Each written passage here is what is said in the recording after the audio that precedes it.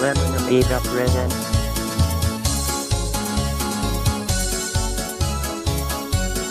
a playtime video review. Sit back and enjoy the show.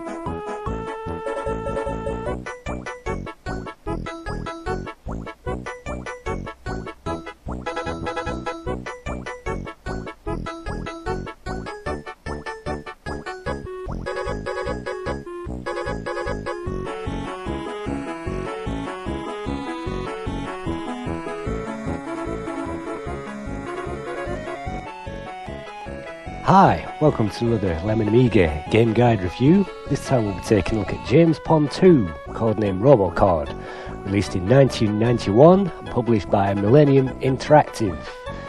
This is a side-scrolling platform game, and this is the map screen. Before every section of levels you'll find this castle where you might find a number of bonus items there to pick up.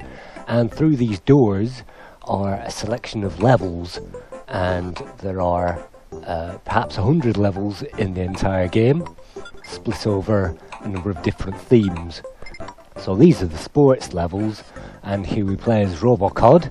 He can use this climbing maneuver to grab onto high objects, and he can jump a hell of a long way, and he can also land on top of enemies to kill them. He can bounce on top of those things and they're dead.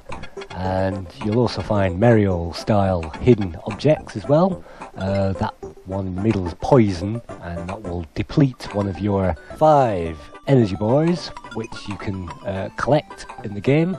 I'm currently on 4 energy bars, and just completing these last few bonuses to get to the end of the level. This first level isn't hard by any stretch of the imagination, just to basically warm the player up for the rest of the levels, and also to encourage the player to scout around for those hidden items. There are many more hidden items and even secret levels to discover, as we shall see, and during this play guide we will look at most of the hidden sections, and I will show you all the hidden tricks and tips I've found whilst I've been playing this game. The levels are mainly comprised of static and moving platforms, spiky pits of death, and an odd array of enemies, some of which are taken from famous commercials and other famous chocolate-covered icons. These ice men, I don't think are taken from anything in particular, but as the levels change, so the obstacles and enemies will change along with them. So here we go, halfway through level 2. Avoid those mysterious blocks there because they contain poison, and we really should avoid that. We're up to 5 energy bars, which means we can kill this bus, which will fire its passengers in your general direction if you leave it to do that, and explore this extra hidden item there to reveal a set of wings. The flying aspect is really easy in this game. All the player has to do is push up on the controller and the wings will flap and you can fly. Very easy to control the player in all situations, and it's on to level 3. So yeah, definitely the flying aspect adds a lot to this game, and as we shall see later on, Robocod can do a number of other special tricks, including piloting planes. So let's speed this game up a little bit and activate one of those planes to demonstrate what I mean.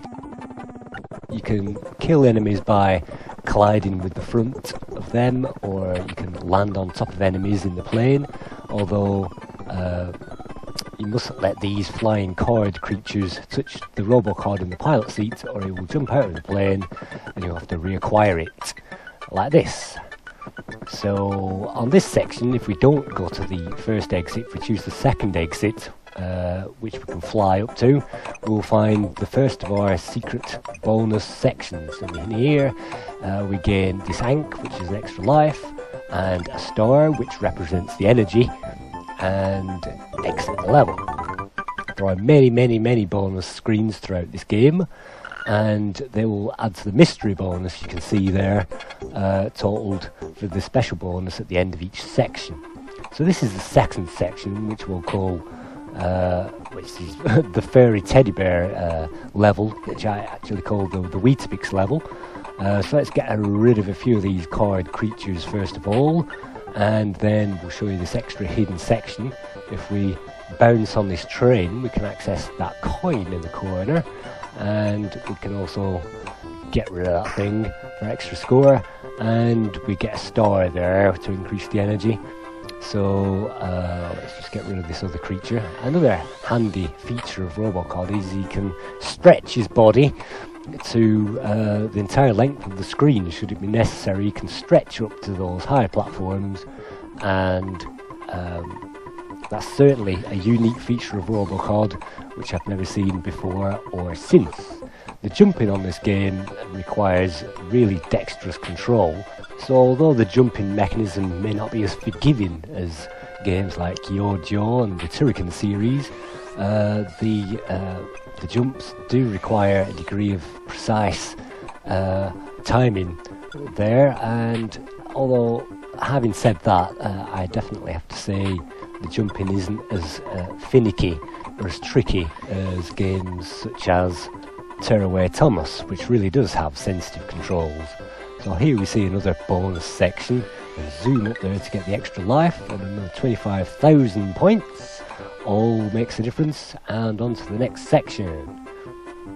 It's worth pointing out at this stage that the levels often have more than one exit, which I'll refer to as the fast exit and the bonus exit. The fast exit is usually pretty easy to get to, and the bonus exit usually requires some kind of manoeuvring around an obstacle, and I've seen hidden bonus exits as well on these games that the player might not even see.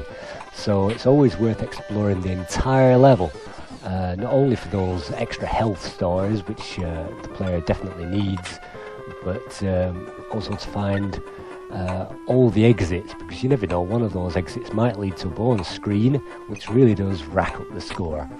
So exit that section and get rid of these icemen to reveal the quick exit, and that's the one that we don't need to find. And look at that, there's a health icon there and a crown. We'll see if we can discover how to reach that a little later on. And so let's get up here then, and that's the easy way to kill those card creatures, just simply cling onto the roof and fall down on top of those, and collect these two items in the corner and make way for the bus. And then to reach the special exit, we'll need to wait for a flying enemy and jump on top of that. Should reveal the apparatus we need to proceed, as well as a clutch of other bonus items and extra score. Again, the trampoline adds another element to the game, and every few levels seems to add another really strange element to the game, something new for the player to master.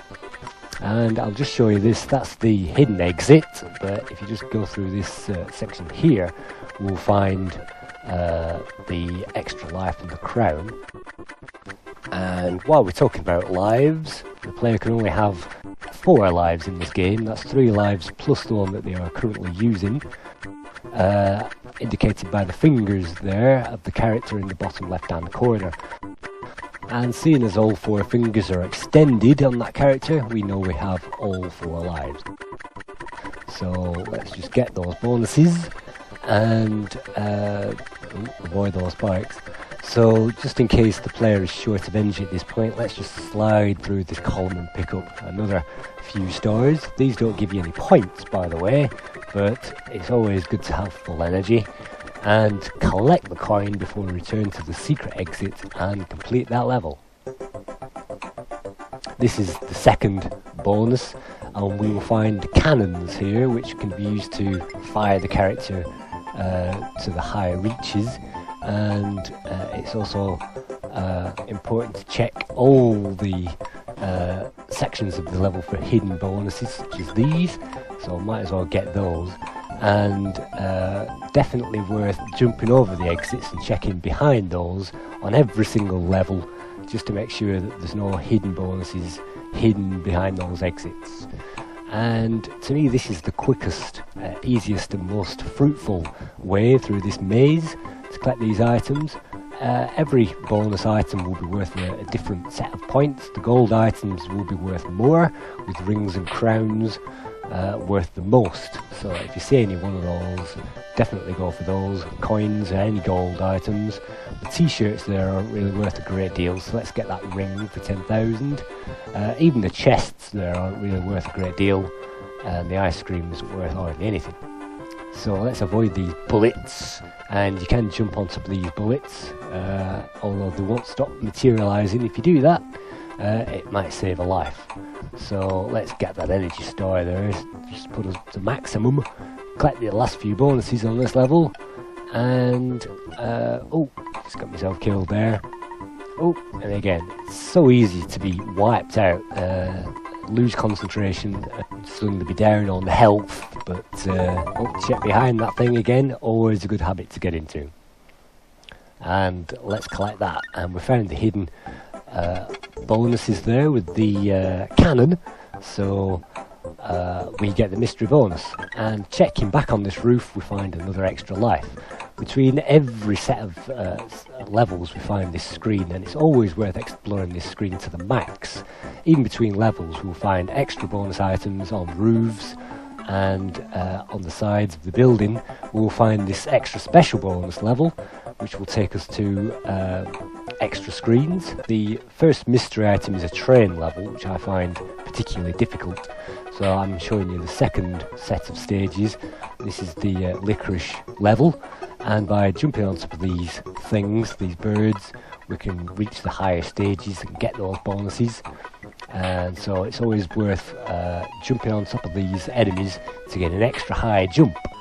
And there is an extra bonus above there. As you can see, I decided to destroy the Bertie Bassett rather than jump on him to get those bonuses, but that's how you do that. And nip down here for the extra energy, and if you really do want the extra life, just cut through the scenery and get that in that section there. So it can be beneficial to clear these enemies on the levels, or it can also be beneficial to leave those for an extra special jump to get to those 25,000 bonuses. Definitely worth it. So let's clean that level and get out of here. And on to the very special bouncing jelly level. As you can see, every platform you land on is bouncing jelly, which will career Robocod into the air. So let's check those corners, don't get that poison there, and check all the corners and collect all those bonus items. And I'm actually going the wrong way here, so let's stop bouncing and go the right way and nip into this section here, kill those two worms, and you get bonus items. And in this section, if you avoid the worm there that tries to kill you, on this section you can slip through this gap and collect another mystery item, which is the Robo Suit. And this will give you a good 20 seconds of invulnerability, during which time we can bounce around the level and kill everything that moves. So that's a good idea, particularly on this jelly level, because you never know what you're going to collide into next. Get those bonuses and kill those enemies, and then speed through the rest of the level. Now this playthrough took me about 2 hours and 20 minutes end to end, so to save time I'm going to be speeding this game up as per usual to cut down that 2 hours 20 and shave an hour off that, so we only have to sit here for an hour and 20, which makes YouTube viewing much more acceptable. So let's get that boot and that extra coin and continue with the level.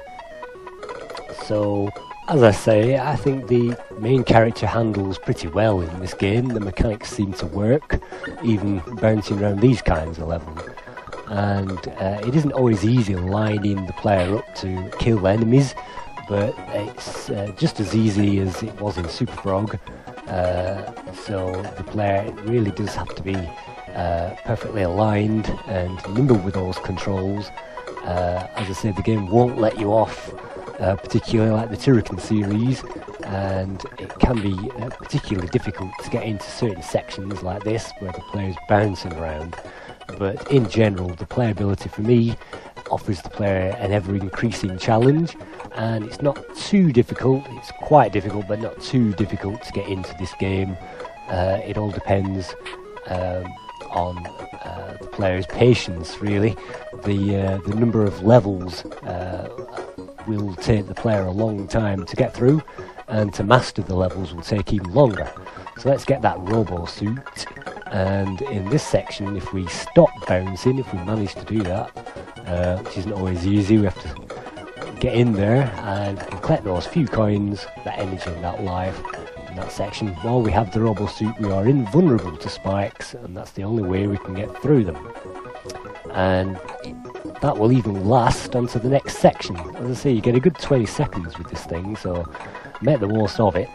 And let's kill that guy. There is a way to get to these higher platforms, and it's crucial to check out every platform in this game because you never know where you're going, and they can reveal bonus stars which are often critical in the later stages, often when the player makes a number of mistakes. And look at that, we can pull back on the joystick, and by pulling the stick back and left or back and right, we can look down and check out what's below us on the levels.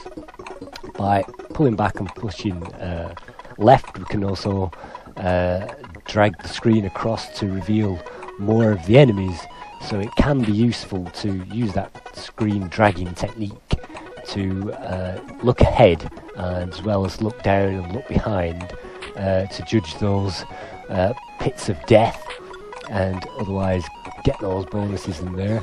So that could have been so easily a pit of death, so if I didn't know about that, it's definitely worth checking out. So as I say, we'll be showing you most of the hidden bonuses, maybe 90% of the hidden items in this game. I did miss a few, but we will be covering most of those, and we must be getting near the exit now on this particular level. Duck in there for those extra bonuses, and I missed the goblet at the end of that. There is a goblet there, if I'd have carried on walking there to the left, and it's hard enough there to get to the star. Like I said, the character has a tremendously long jump, which means you can be brave and you can risk certain manoeuvres. And if you climb on that section there and hop along underneath those platforms, there's yet another hidden bonus section, which I completely forgot about on this section. But it is there if you want to continue there to the left under those columns. And if I carried on jumping across the top there, there's a star, which I missed. If you fall down that gap, then you've missed the star, basically. So further along here is the exit to the level. And there it is. If you continue right, we'll find another couple of lives, an extra score. And as I said, the blue star is now unattainable if you miss that gap. So let's get out. And onto another bouncing jail level.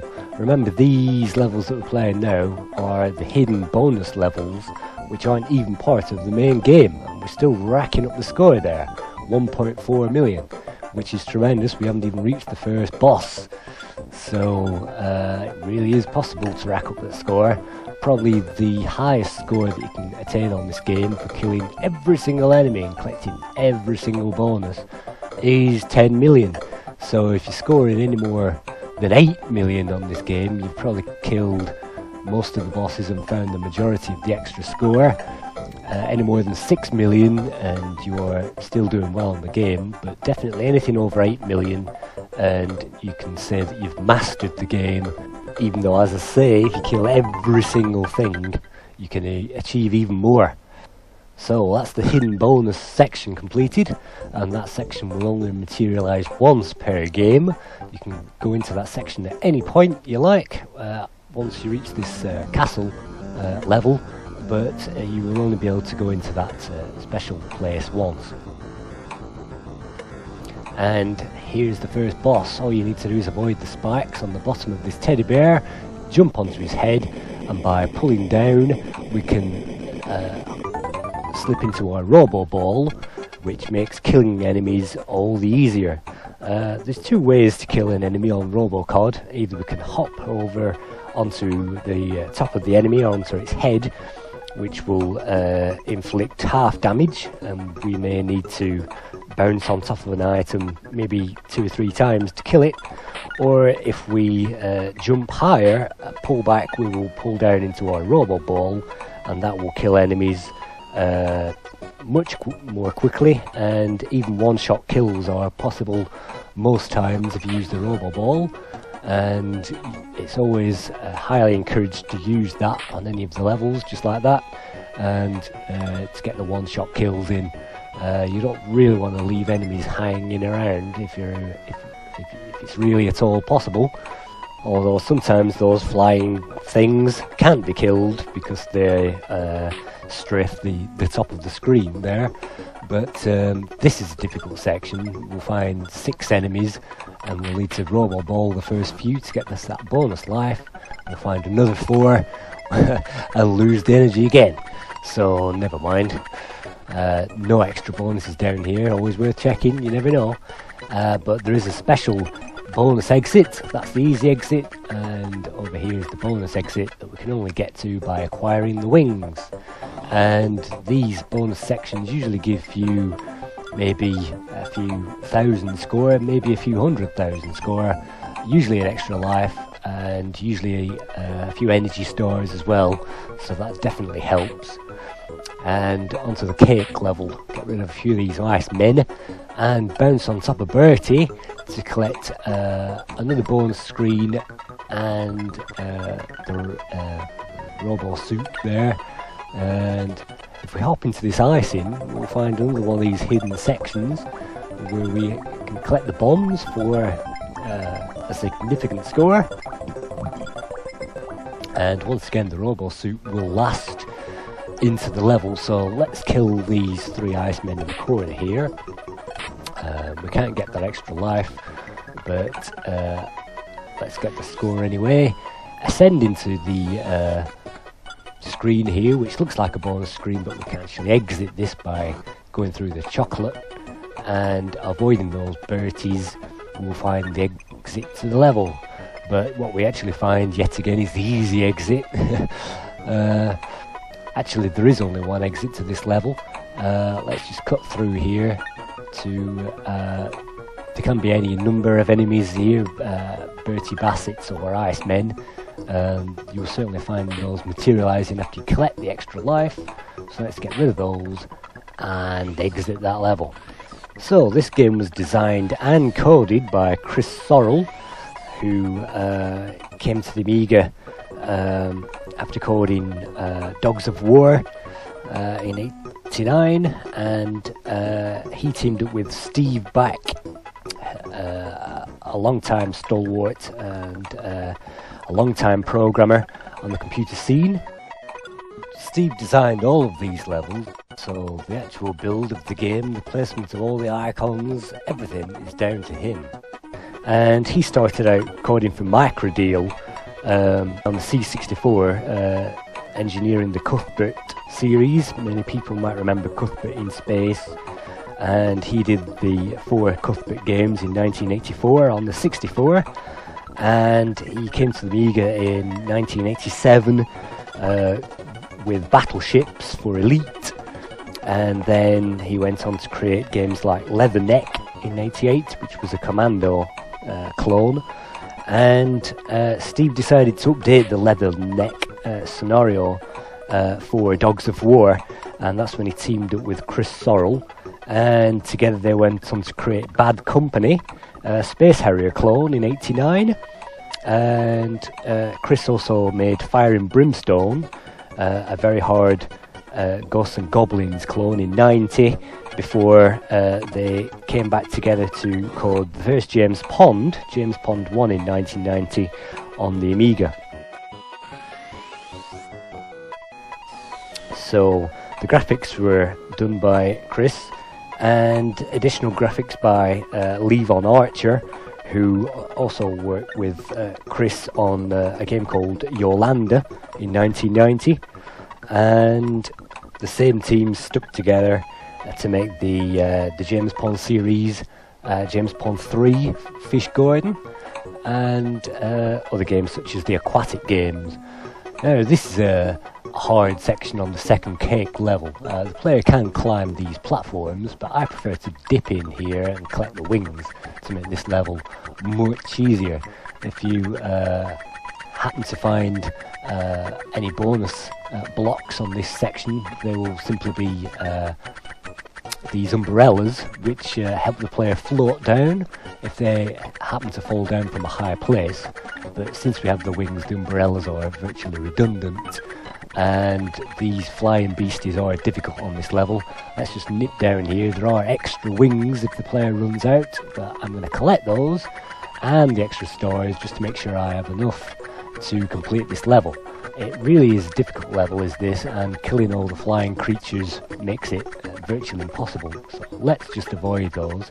And if we go to the far left, we can find the first two gaps to increase our progress on the level. Go to the far right and we'll find the third gap, and all the way over to the left again to find the last two gaps to the top of the level. And I'm just going to kill that card creature there just for my own satisfaction, seeing as it's not that easy to kill the rest. And in order to complete certain levels, we will have to pick up those penguins, and sometimes we will have to pick up a number to make those exits flash. On some levels like this, we don't need to pick up any penguins. We can just exit the level, which takes us to this crazy upside down experience. The player's controls aren't reversed, but the screen certainly is, which makes control of this level quite difficult. Luckily, the level is quite small, so it won't take long to complete this. And just look at that crazy background. The coders really have tried their best to make this game graphically as well as sonically entertaining, and quite cartoonish as well, just to help that playability. So we find ourselves back on the castle level. So let's just show you this. If we go over to the left here and climb up on this snowman platform, we will find another bonus, and I seem to be passing coins here. So that gives away that there must be something above me here to enable me to collect those coins, and it's an umbrella. So let's jump across. I can't find any more hidden bonuses. Let's jump across and see if we can collect as many of those coins as possible. And I missed a few, so let's do that again. You never know where the bonuses are going to be on this section, so it can be worth exploring those little bits. And I'm also using the stretch mechanism to collect those last few coins on this level before we enter the next section, which is the vehicle levels, the transport levels. So let's use this train to get onto those higher platforms and get those energy stars to make sure we can complete this level. And those extra high jumps there really do come in handy. So the music in this game was lovingly coded by a certain Richard Joseph, who many long-time Amiga players might recall from the Cannon Fodder introduction sequence. Richard, of course, coded the music for Cannon Fodder and many other sensible classics like the Sensible Soccer series, Goal Scoring Superstar Hero, that kind of thing. And he also worked with the Bitmap Brothers on games such as the Chaos Engine, the effects on Speedball 2, Magic Pockets, and he actually came to the Amiga in '87 on the legendary Barbarian series of games. So Richard is certainly fondly remembered on the Amiga scene for all his collection of vastly memorable tracks. Sadly, Richard passed away in 2007, but I'm sure you'll agree he left a fitting memorial behind for all us fans to remember. So, Robocod was converted to a number of machines, including the C64, the Sega Master System, the Super NES, the GameCube, the PS1, the PS2, and certain kind of remakes were also available for the Game Boy Advanced and the Nintendo DS, which all these various incarnations, some of them stuck closely to the original source material, while some kind of veered away with extra levels and extra gameplay. I know the PS1, the PS2, the Game Boy Advance and the Nintendo DS versions are reminiscent of the Amiga original, but significantly different to make them quite different indeed, it has to be said. And so we shall take a look at a few of those versions after this train level. It's certainly difficult to complete this train level first time around. The player has to just keep jumping and jumping until they get to the exit. There are a number of stars there, coins to pick up, but that's particularly difficult on that train level. And we will show you on this section there are a number of these falling platforms which inflict instant death, and the player never knows which ones of these platforms are safe and which aren't, so it helps to exit those platforms as quickly as possible and otherwise avoid those falling platforms and the spikes, of course, instant death. So tricky to get through those two. You really need to duck down to that robo ball and avoid the instant death. These Pac-Men, you can bounce on top of those, but they will inflict damage, and even the robo ball won't instigate significant damage to kill those. So the Pac-Men ghosts there definitely should be avoided. But if you do bounce on top of this one, we'll find the bonus section. And this is probably the hardest bonus section in the entire game. This is filled with angels which you must bounce on top of to reach the higher platforms. No bonuses down here on the lower ones, but because those things are bouncing all over the place, it can be difficult. So let's see if we can manage at least one. Get the energy star there, and we can hop over and collect those extra few items, but we really need to reach the top level to reach the best items on this section of the game, and to get that extra 100,000 points. I'm not managing that, so to save energy and lives, I've knocked down to 2 already. I'm going to exit that level, which is sometimes running away, sometimes is the best thing to do on that bonus section, and bounce on the train to reach those higher platforms.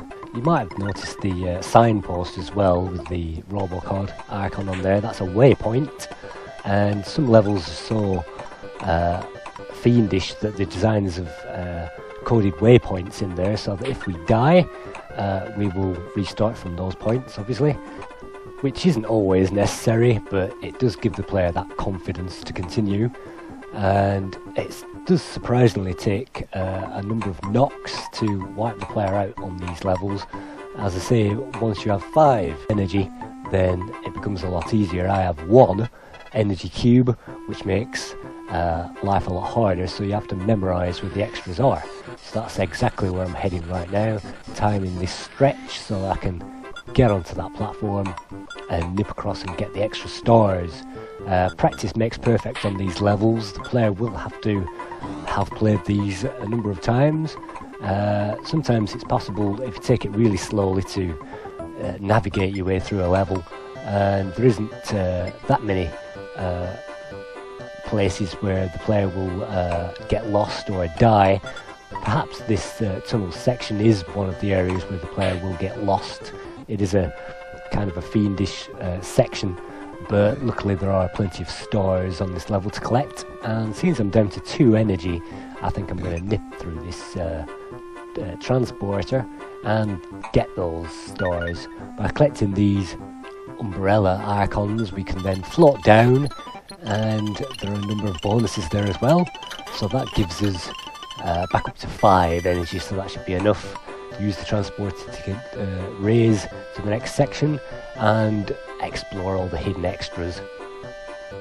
So Robocod was tweaked for the AGA machines in 1993, and on the CD32 players were introduced to this pretty polished, it has to say, introduction sequence, which is rather Eric Schwartz-esque, shall I say. I don't think it was him, but it's a bit like him. So this really does introduce the James Pond character to new players, as well as the snakes, which we've definitely seen already, and also the character Dr. Maybe as well gets an animated cameo. So that really does set the scene on CD32. The AGA versions also featured upgraded graphics, as you can see. Mainly the backgrounds were more gradiently shaded and that kind of thing. All the graphics were polished up for the AGA versions, and the subsequent versions, including all the other ports, included many more hidden bonus sections and different levels. In fact, the AGA versions even begin with a completely different introduction level to the entire game, so that's definitely one to watch out for. By the time we get to the SNES version, you can see the backgrounds have certainly had an update, and the whole thing really does feel like the complete version of Robocod, although it has to be said this background really does detract from the main objectives, because it can be pretty confusing what you can jump on and what you can't jump on with kind of a busy background like that.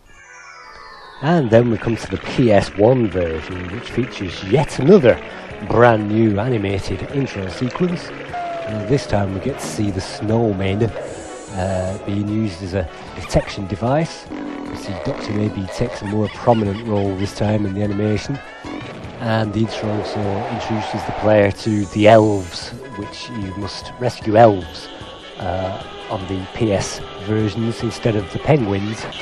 Presumably the penguin license had run out. So I think the introduction animation is certainly a nice touch on that machine. And then we get to the PS2 version, which features yet another animated introduction sequence, a variation on the PS1 version, this time featuring scope motion there as we observe Dr. Maybe doing his evil plans, and this time it's James Pond himself who appears from the snowman to take on the evil enemy.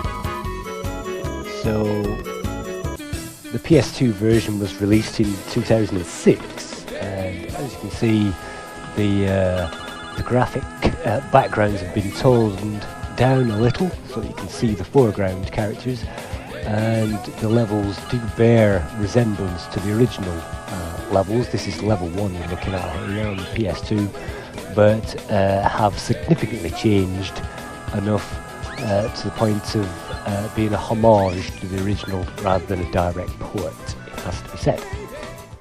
And there was even a Commodore 64 conversion of this, which is currently still loading. Perhaps that will have finished loading by the time of this review, and then I can show you what that looks like. But here we are at the end of the tunnels levels, exploring those extra areas to gain the final bonuses, and this is also an interesting level. Sometimes the levels will give you different items, these trains and cars and things like that, to move the player along, and you might think that you can bounce on top of trains and things like that to access higher levels. But on this level, the important thing is to get into that hidden bonus section in that corner. If you can only get past the flying card creature, if you manage to get in there and jump over the car, which quickly materialises to kill you to death, you'll find an extra special bonus in there, which is the car. And while we're in the car, we can collect in those 2 special bonus rooms, and we can also use the car to zoom through the rest of the level, and that should dispatch everything from trains to these things, which I presume are records, and the player can use the car almost like a battering ram to clear the level. So let's clear all the trains on the top level, and then I'll show you where the hidden bonus section is. That's the exit. There is only one exit on this level, and if we take the southern route, we'll find a lot more trains, a lot more score. The penguins, we need to unlock the exit, and this lever, if we push that, we will find a mechanism that's now opened up on the top of this level, which allows us to slip through and collect the bells, which gives us a nice big fat juicy score and a mystery bonus as well at the end. Unfortunately, we'll have to then hop out of that car because there's no way for it to exit that trap, but it's just a short walk from here to get to the exit.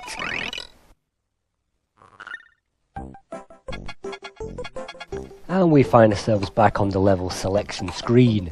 So above us is another end of section boss, but before we achieve that, let's collect those items there on the first roof. And if we climb right to the top of the entire building, if we can manage to get there, some of these platforms aren't easy to get to, some of them aren't easy to stay on top of, but if we manage to get through to the roof of the complex, we can then pick up these bonus items before we go on to the second boss. So let's speed through these levels and get there. So the second boss is basically a car which fires other cars towards you.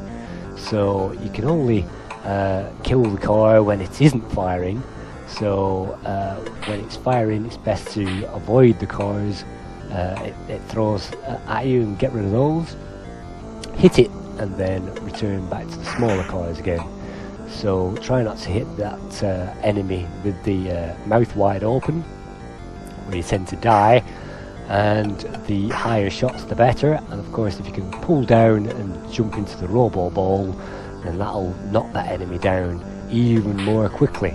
So let's kill the last few enemies and get rid of that thing.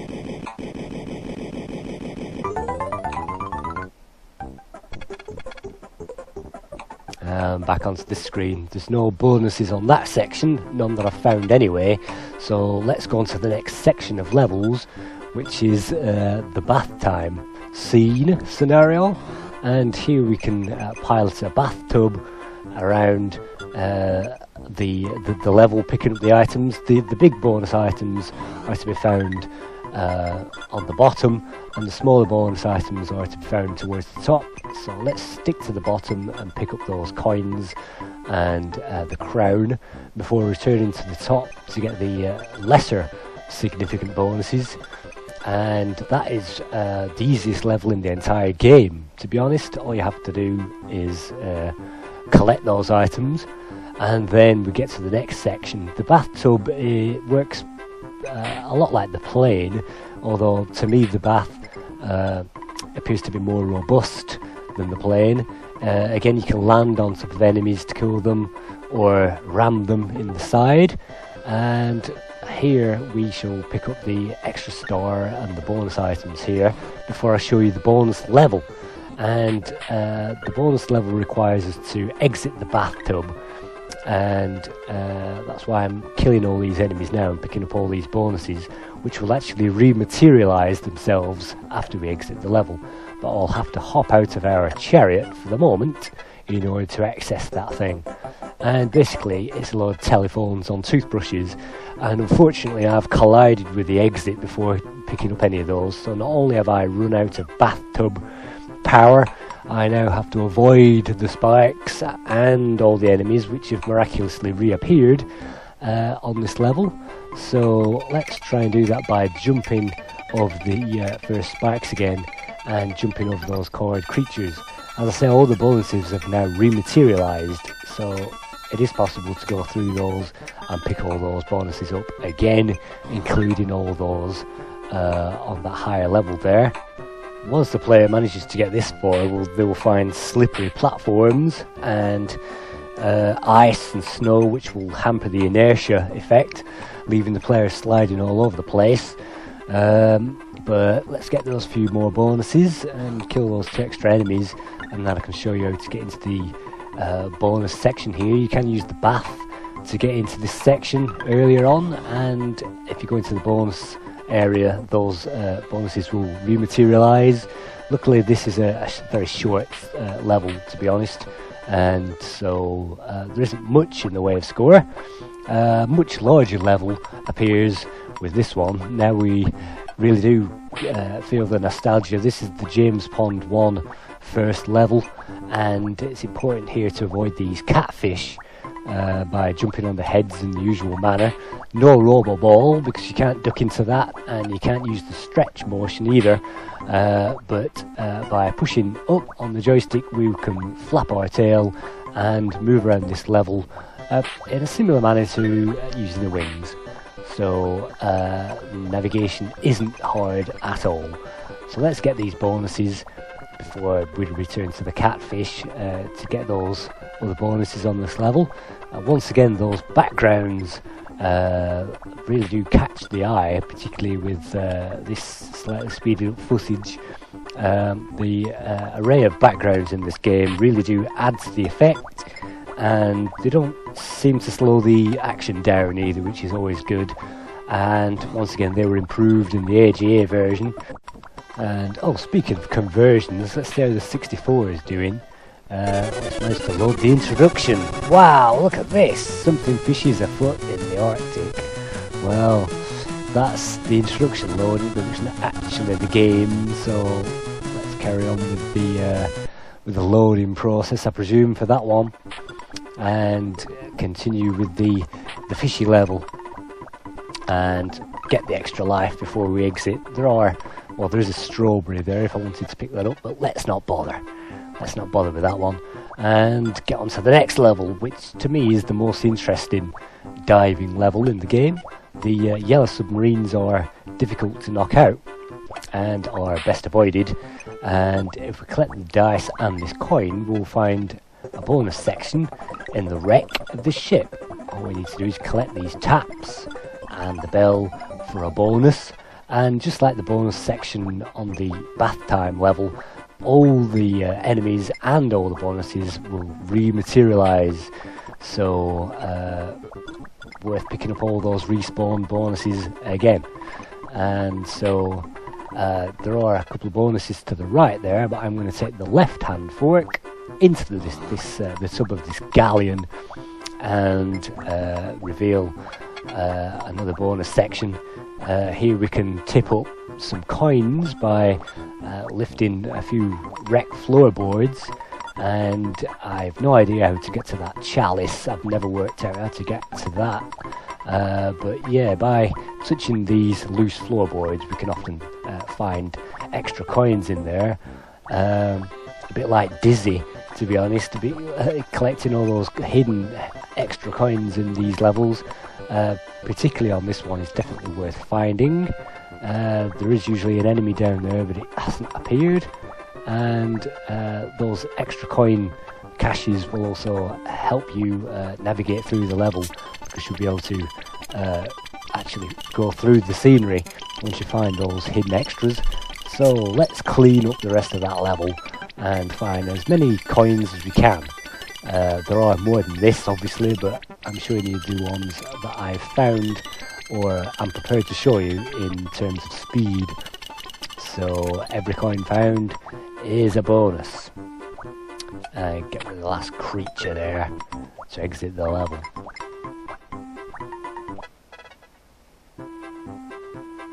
And this is a special level. The player really must rush across those soap bars at the beginning to save energy, and once to the other side they can ride the soap machine across the level. That life is booby-trapped there, so watch out when picking that up.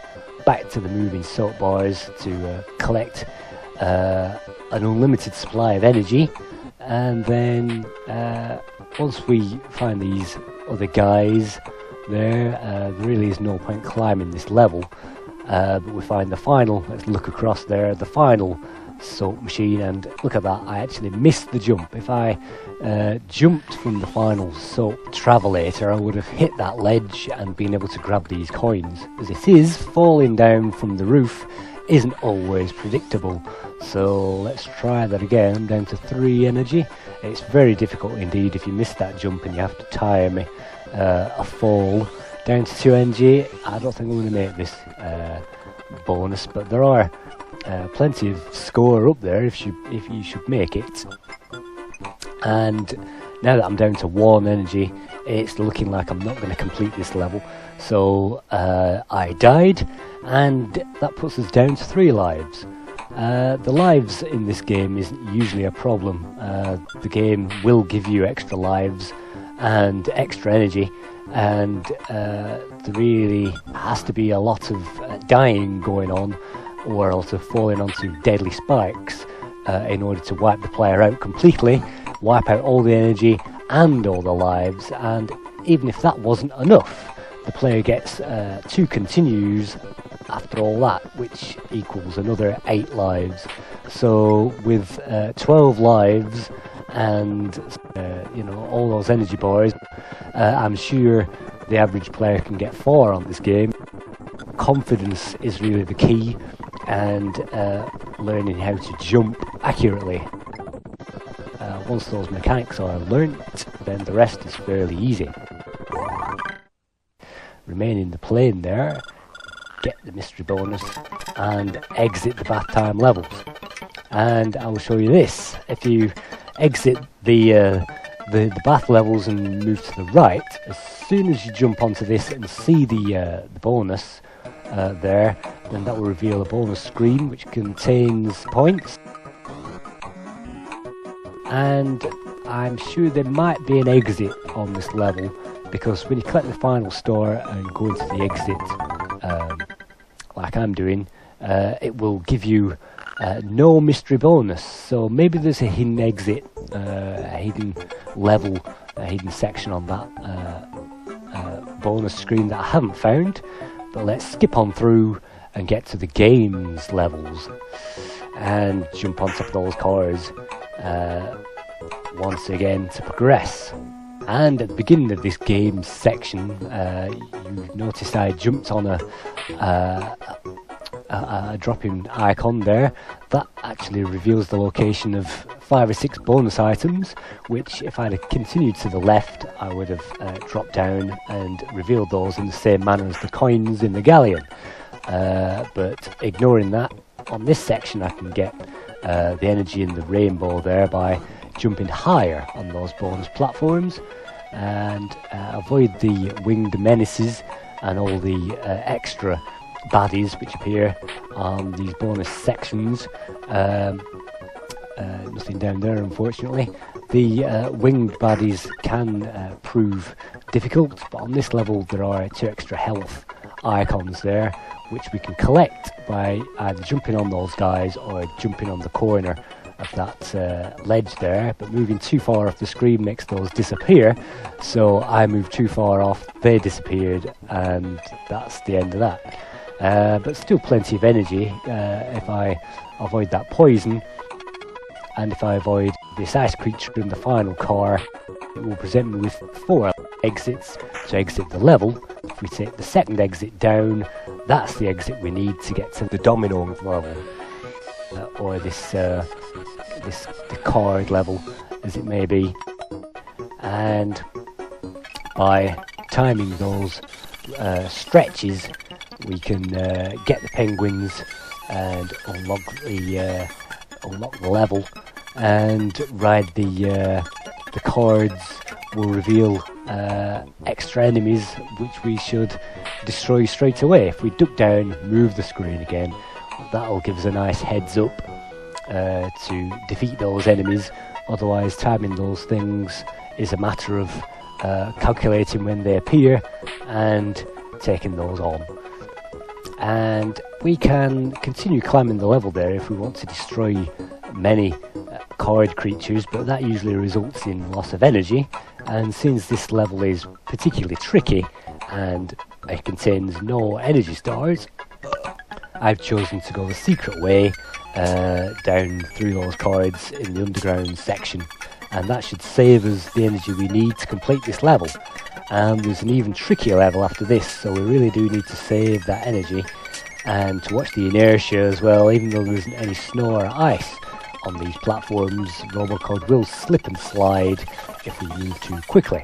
If we continue on, we will find a hidden section there, a hidden bonus section, but if you miss that bonus exit, this is the normal exit, and that will give us the next level, which is the chest level.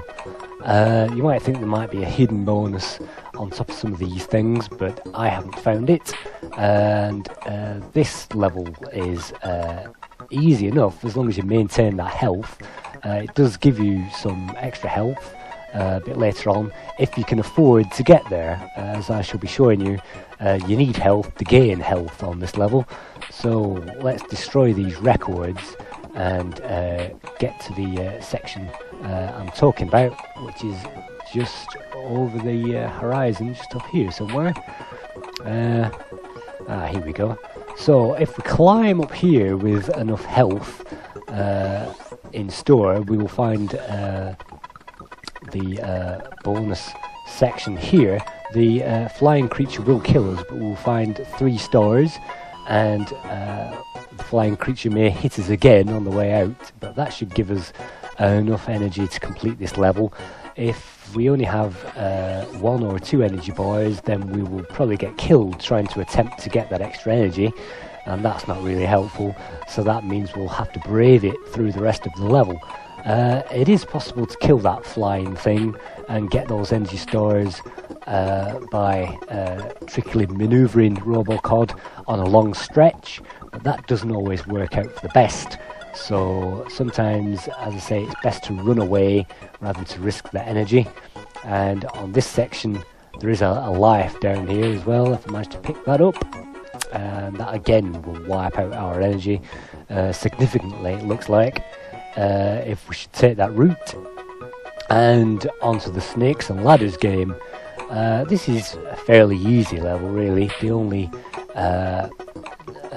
opportunities to die are the snakes, and if you jump down to the robo ball, they're obviously a one-shot kill to get rid of those, and sometimes the snakes will fall down from a higher level, so it's worth triggering those off early, destroying those, or otherwise avoiding those on that section. Like this one, you have to trigger that snake there, kill them both, and that brings us to the top level. It's so easy to touch those things and wipe our energy out, but as we shall see, 2 energy bars going into the next section is really not recommended. You really need more than that, so let's at least get the energy star at the beginning. This is the dice level, and as far as I'm concerned, this marks the 3rd hardest section in the entire game. These jet fighters certainly deserve avoiding, and they will appear just off screen. And again, the Pac-Man ghosts there are difficult to avoid, and even these snowmen, sometimes if you jump down into the robo ball, they will still manage to wipe out some energy. And a really short hop there to kill that thing whilst landing on the platform, and then the level will take it easy on the player. I've managed to retain the 3 energy bars, which is good, it's essential. But again, the snowmen on this level, sometimes you can kill those, but sometimes they will kill you, and you'll find extra snowmen. Well, like this for example, I hit the thing in the robo ball and yet it still killed me. So we can avoid the snowmen more or less until the end of the game after this, but it's still worth avoiding those rather than risking energy. And jumping up to trigger the midpoint, I inadvertently picked up the poison, which gives us 1 energy health there, and we can't pick up that star because we didn't hit that platform. So that basically means I'm about to die sometime soon on this level. Luckily, we can restart from the restart point, and this is where I show you the moving platform. If you retain this, you can get the energy star, and that should have put us up to 4, which is more than enough to complete this dice level. It really is tricky sometimes, unless you hit that midway point, and even avoiding those snowmen there.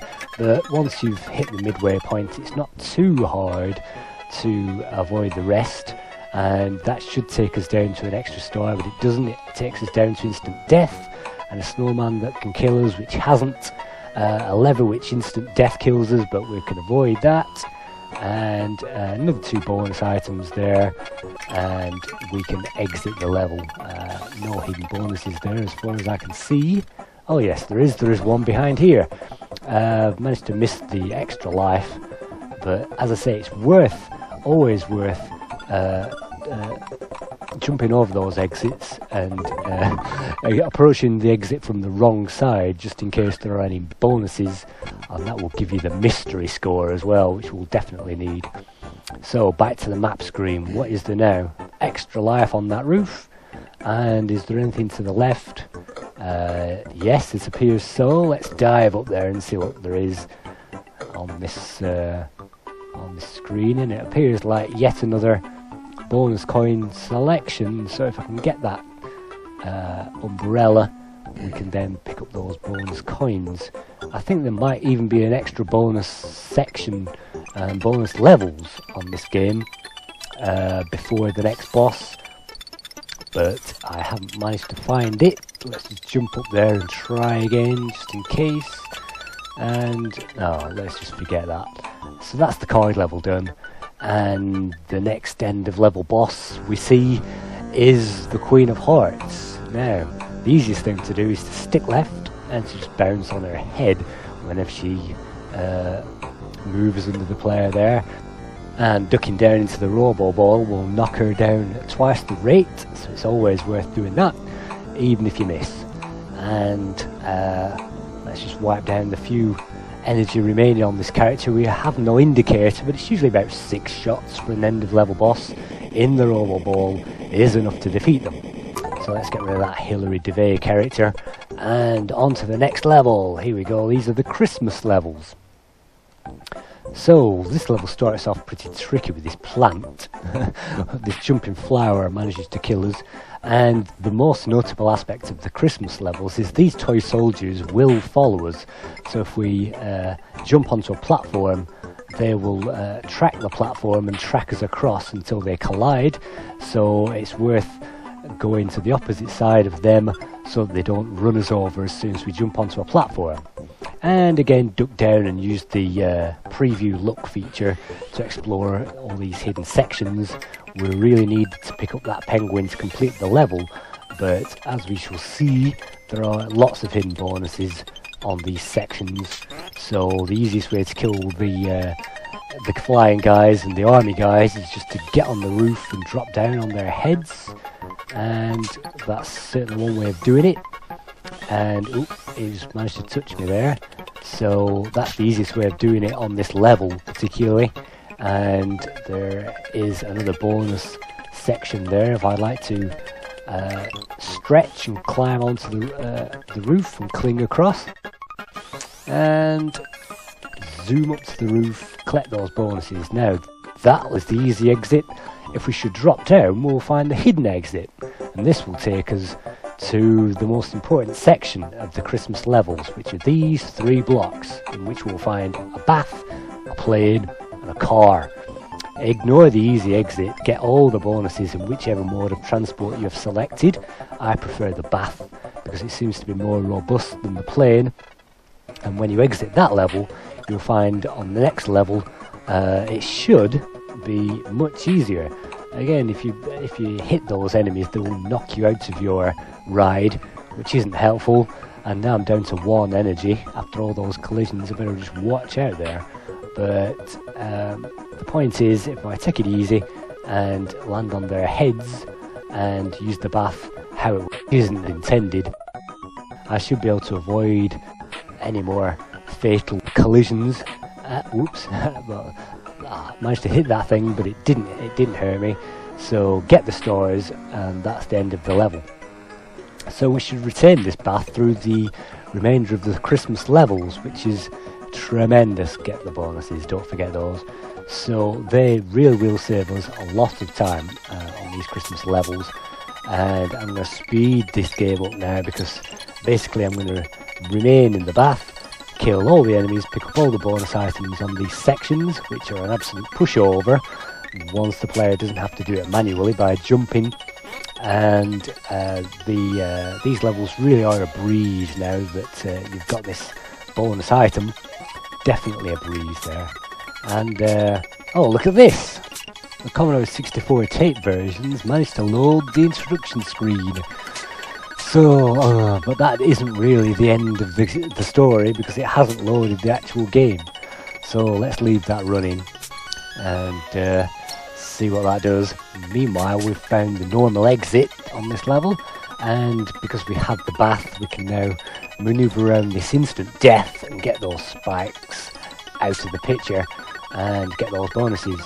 So while we're in this contraption, let's clean up this level. This is one of the few levels you can clean up with ease, and this is the secret level completion screen, and the secret bonuses await. And the interesting thing about this section is if we collect all the bonuses and reach the exit to the left, first of all, we then get to play the entire level again, and this time we will find the exit to the right leads us on to the next level. So it really doesn't matter if you use the secret exit or the normal exit on these levels, as long as you get there by one means or another. And this tower level does take quite some time to do ordinarily, but not with a bath. And on to the next castle level. Again, this mode of transport really does save a lot of time and energy. So what's the 64 version do? Hey, it's loaded up the map screen. Wow, look at that. Look at those colours in the background there. That's certainly an effect. And the scrolling on the 64 version is smooth and playability is slow, as you can see. That isn't helped by loading screens. On the Amiga, we're now certainly 3/4 way through the game, and I'm going to use this contraption to hoover up the last of the enemies, if there are any. I can't see any on this level, and exit.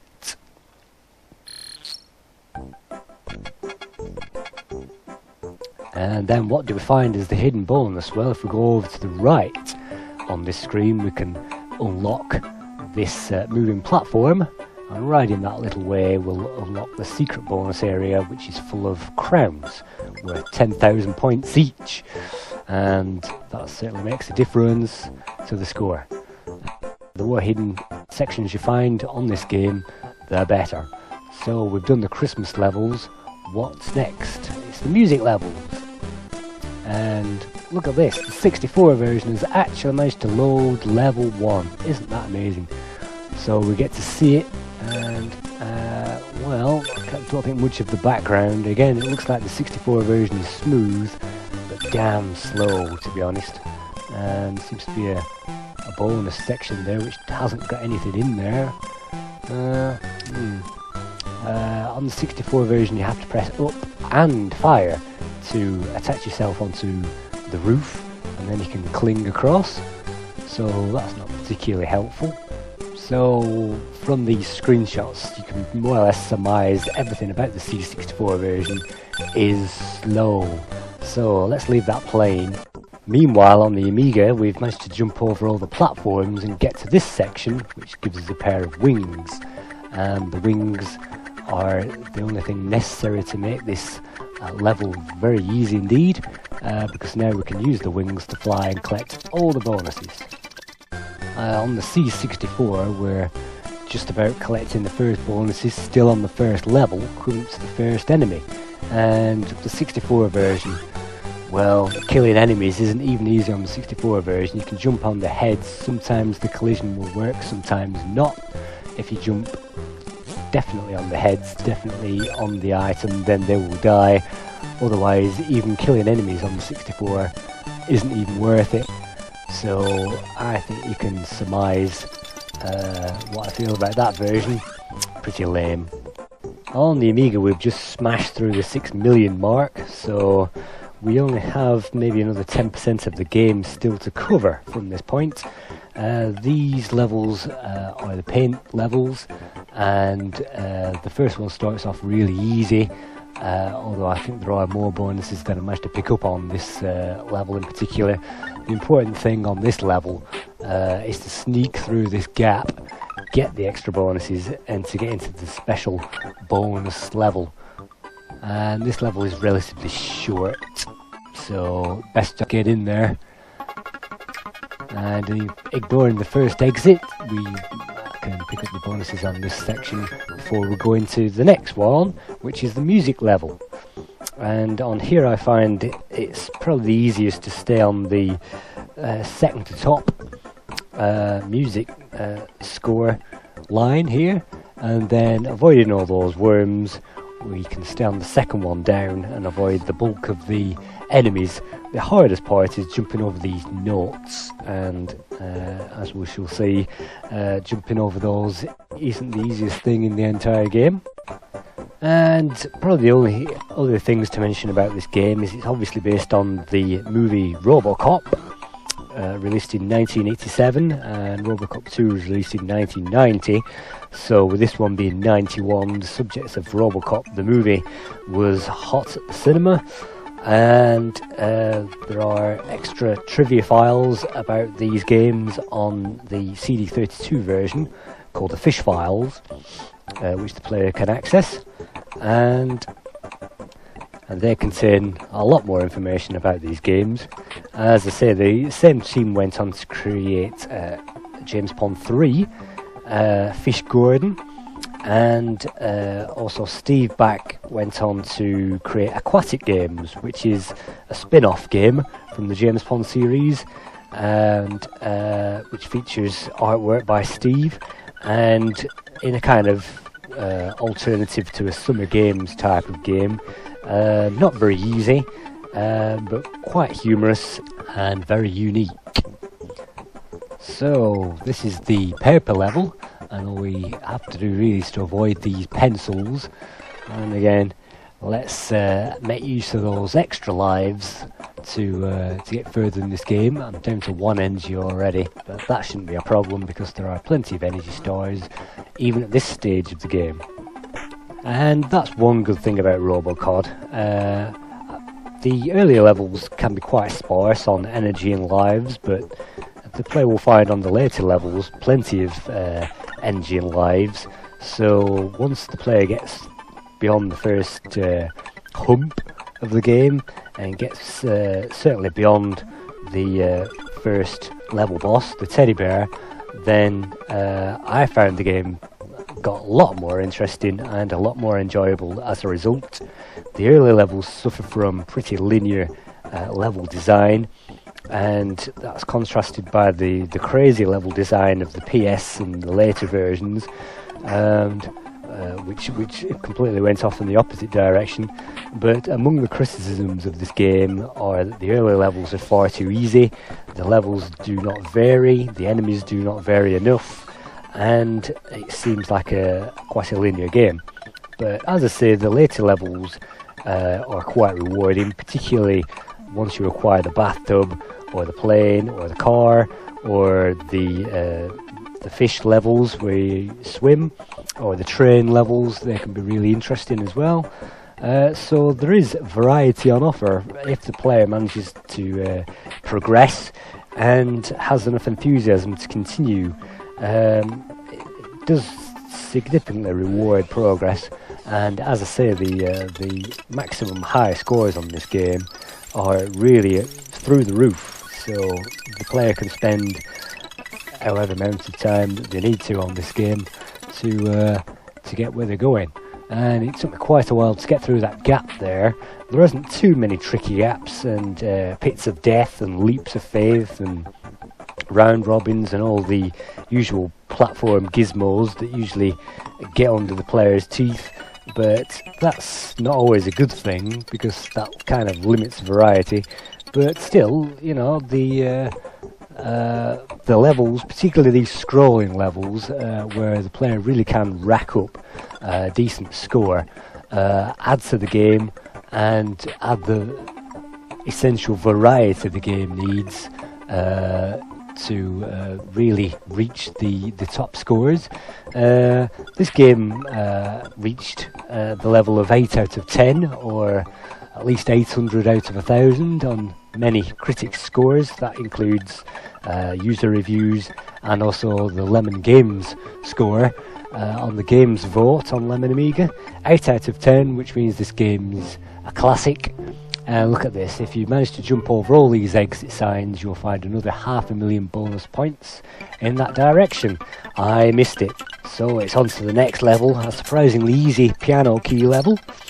And so the playability in this game is probably just enough. It doesn't let the player off like other platform games I've already mentioned, but like I say, at least it's not as delicate and as sensitive as Tearaway Thomas, or even more delicate games than that, which really do require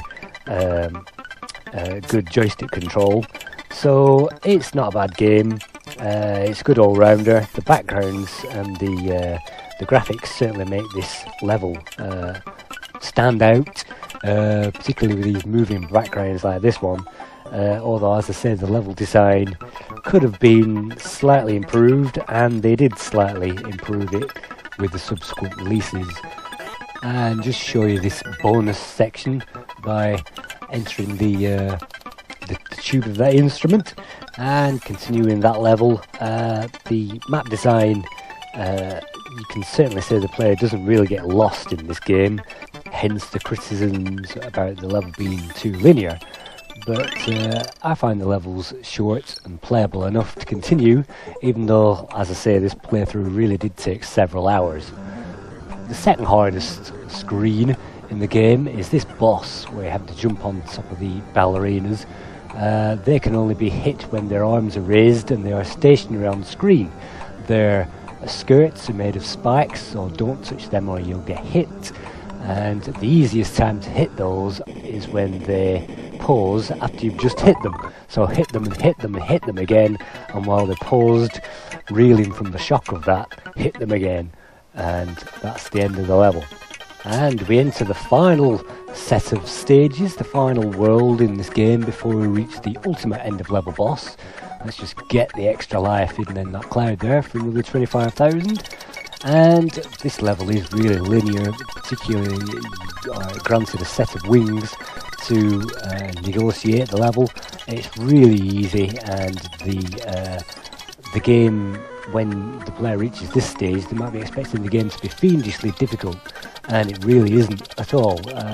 They can still die on pits and things like that, and they can still find bonus areas, and that's the exit.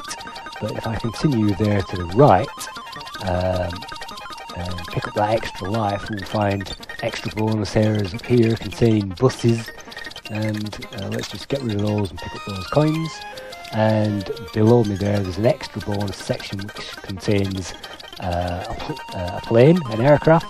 Unfortunately, when the player has the wings, they can't jump into the plane, so I'll just have to leave that where it is and then head on over, mosey into the exit.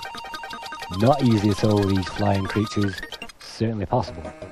And here we are in the cannon, collecting the last few bonuses. The player can spend an amount of time on this section just clearing up those extra items, and when they've had enough of doing that, they can simply jump up to the exit. So, continuing with my conclusion of this game, perseverance definitely rewards progress, and progress is definitely rewarded by perseverance.